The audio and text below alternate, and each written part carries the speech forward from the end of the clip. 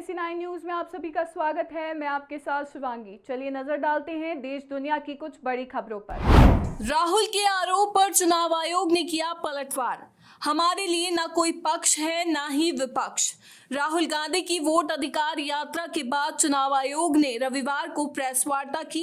इस प्रेस वार्ता में मुख्य चुनाव आयुक्त ज्ञानेश कुमार ने वोट चोरी के आरोप से लेकर कई अन्य सवालों के जवाब दिए। उन्होंने बिहार में जारी स्पेशल इंटेंसिव रिवीजन की प्रक्रिया पर उठाए गए सवालों पर भी जवाब दिया। मुख्य चुनाव आयुक्त ने राहुल गांधी का नाम लिए बिना सारे सवालों का जवाब दिया। मुख्य चुनाव आयुक्त ने वोटर के फोटो और नाम पहचान सार्वजनिक करने पर नाराजगी जताई। चुनाव आयोग ने वोट चोरी के आरोप पर जवाब देते हुए कहा कि हमारे लिए न कोई पक्ष है न ही विपक्ष है, बल्कि हमारे लिए सभी बराबर हैं। उन्होंने राहुल गांधी का बिना नाम लिए कहा कि वोटर के फोटो, नाम और पहचान सार्वजनिक करना गलत बात है, इसे सार्वजनिक नहीं करना चाहिए। लालू का पुराना अंदाज, लागल लागल झुलनिया में धक्का, बलम कलकत्ता चला। बिहार के सासाराम में कांग्रेस नेता राहुल गांधी और आरजेडी नेता तेजस्वी यादव के वोटर अधिकार रैली में लालू यादव ने तकरीबन 1.5 मिनट के भाषण में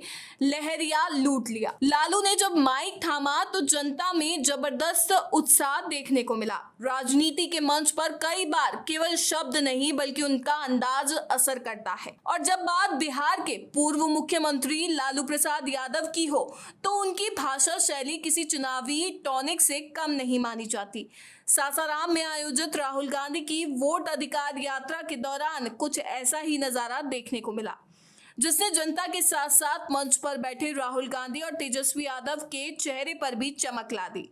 लालू ने कहा, चोरों को हटाइए, बीजेपी को भगाइए, किसी भी कीमत पर भाजपा जो चोरी करता है आने नहीं दीजिए। सब लोग एक हो जाइए, एक होकर राहुल गांधी और तेजस्वी यादव सभी मिलकर एकजुट होकर इसको उखाड़ फेंकिए।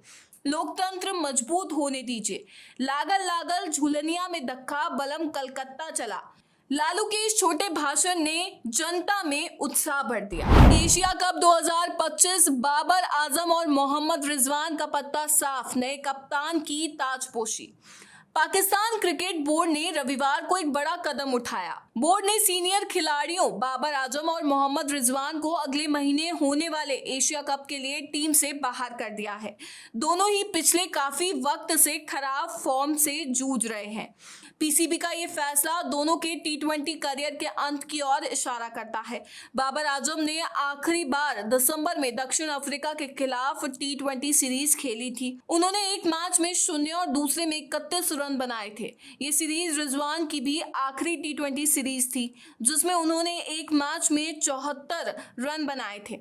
इसके बाद दोनों को पाकिस्तान की अगली टी20 सीरीज से बाहर कर दिया गया था।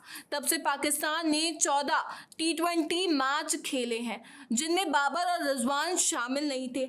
एशिया कप की टीम से बाहर होने के बाद उनके टी20 करियर का अंत होता दिख रहा है। बिहार में मतदाता अधिकार यात्रा का आगाज, संविधान खतरे में, वोट की चोरी रोकेंगे। कांग्रेस नेता राहुल गांधी के नेतृत्व में 17 अगस्त से बिहार में मतदाता अधिकार यात्रा का आगाज किया गया।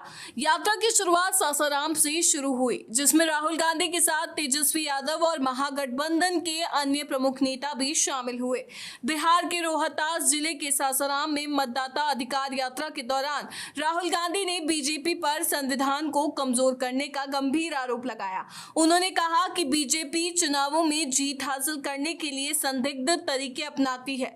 राहुल ने दावा किया कि जहां भी चुनाव होते हैं वहां बीजेपी की जीत के पीछे साजिश होती है और एकजुट जनमत के बावजूद परिणाम बीजेपी के पक्ष में बदल जाते हैं। राहुल गांधी ने निर्वाचन आयोग की निष्पक्षता पर सवाल उठाते हुए कहा कि महाराष्ट्र में 1 करोड़ नए वोटर जोड़े गए, जिनका फायदा बीजेपी को मिला। कर्नाटक में भी जांच में एक विधानसभा में 1 लाख से ज्यादा वोटों की चोरी का खुलासा हुआ। उन्होंने कहा कि आयोग उनसे ही आंकड़ों के लिए एफिडेविट मांगता है, जबकि सारे आंकड़े आयोग के पास मौजूद है। तेजस्वी यादव का बीजेपी पर वोट चोरी और नकल का आरोप, राहुल गांधी को बड़े भाई कहकर किया संबोधित। मतदाता अधिकार यात्रा के दौरान राजद नेता तेजस्वी यादव ने कांग्रेस नेता राहुल गांधी को बड़े भाई कहकर संबोधित किया। उन्होंने बिहार से इस यात्रा की शुरुआत के लिए राहुल का धन्यवाद किया। तेजस्वी यादव ने कहा कि ये यात्रा वोट के अधिकार को बचाने की लड़ाई है, जो छोट का राज यानी सत्ता की चोरी को रोकने के लिए है। तेजस्वी ने बीजेपी पर निर्वाचन आयोग के जरिए वोट चोरी का आरोप लगाया। उन्होंने दावा किया कि जीवित लोगों को मृत घोषित कर उनके वोट काटे जा रहे हैं।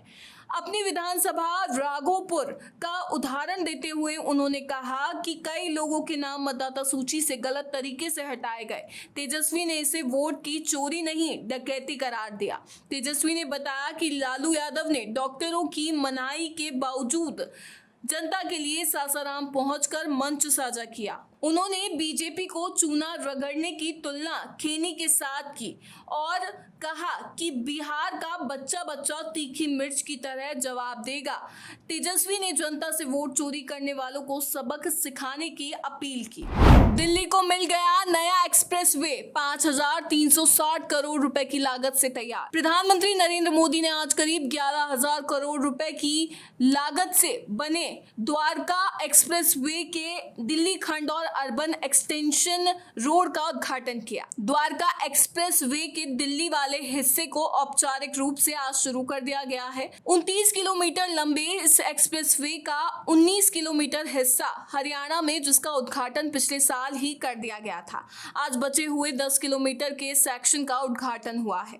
करीब 5,360 करोड़ रुपए की लागत से तैयार एक्सप्रेस वे का 10 किलोमीटर लंबा दिल्ली खंड यशोभूमि दिल्ली मेट्रो की ब्लू और ऑरेंज लाइनों आगामी बिजवासन रेलवे स्टेशन और द्वारका क्लस्टर बस डिपो को मल्टी मॉडल कनेक्टिविटी प्रदान करेगा।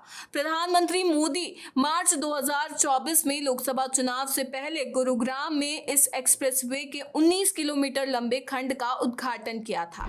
मशहूर यूट्यूबर एल्विश यादव के घर पर बदमाशों ने कई राउंड फायरिंग की है। बदमाशों ने ये फायरिंग एल्विश यादव के गुरुग्राम स्थित घर की घटना की जानकारी मिलते ही गुरुग्राम पुलिस ने मौके पर पहुंचकर अपनी जांच शुरू कर दी है। अभी तक की जांच में सामने आया है कि यूट्यूबर के घर पर करीब 12 राउंड फायरिंग की गई है। घटना सुबह 5 से 6 बजे के बीच की है। जिस समय एल्विश के घर पर फायरिंग हुई उस दौरान एल्विश घर पर नहीं थे। फायरिंग के दौरान उनके घर पर उनका केयरटेकर और उनके परिवार के कुछ सदस्य मौजूद थे। इस घटना को लेकर एल्विश या उनके परिवार की तरफ से अभी तक पुलिस ने कोई शिकायत नहीं दी गई है। जांच में पता चला है कि 3 बदमाश बाइक से आए थे। इनमें से 2 बदमाश ने एल्विश के घर पर फायरिंग की और मौके से फरार हो गए। NSE9 न्यूज में फिलहाल इतना ही। आगे की खबरों से अपडेट रहने के लिए बने रहिए NSE9 न्यूज के साथ। नमस्कार।